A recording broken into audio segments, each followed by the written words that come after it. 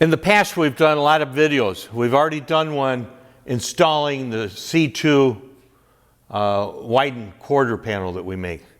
But we're kind of trying to take it another step to help folks avoid situations and start more from the bottom and work our way out. We showed how to put the quarter on, but something you have to keep in mind when you're doing this work is to make sure that the car is sitting level.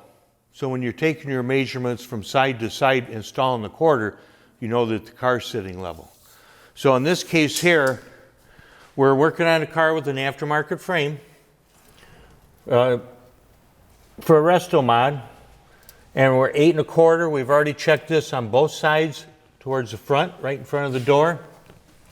At the back, we're at 8 1/2 on both sides. And then when you come to the back of the car, where the body mount is, on this side, we're at 20 1/2, and that 20 1/2 is right there where the body mount is. And on the other side, we're at 20 3/4. Okay, so that's the difference in how the car is sitting down to our base of the car. So at first it was throwing us because our wheel well lips weren't the same from side to side. So in turn, we had to go back to the basics and say, what are we doing wrong here? Well, we weren't setting the car up, thinking about the setup of the car. Number one, if the car's sitting on tires, make sure that the tires have the same air pressure. If the suspension has been put together and not aligned, make sure it's at least got a rough alignment, because camber is going to change how a car is going to sit height-wise. So we've walked around from the suspension. We have wooden blocks sitting underneath the car. So our frame is the same underneath the doors from left to right. We have a little bit of a difference right here in our body mount. So that body mount, this side now has 1 shim, the other side has 3. And that was the difference that it was throwing us, because we weren't getting the same measurement off the deck to the styling line right above our tail light, our inside tail light. We're 25 inches on each side now. So we were off a 1/4 of an inch, but it was all in how the body was shimmed.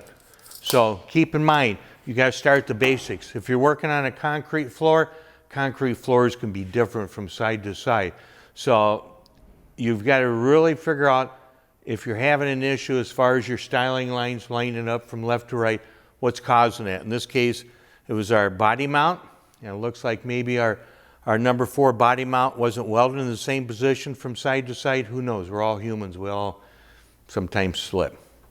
But keep in mind, this is why there's shims here. This is why GM originally designed it to be shimmed. So we have 3 shims on the right number 4, 1 shim on the left number 4. So now we have side to side matching up.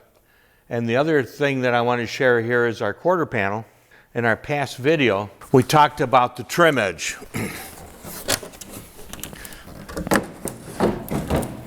As far as trimming off excess up here.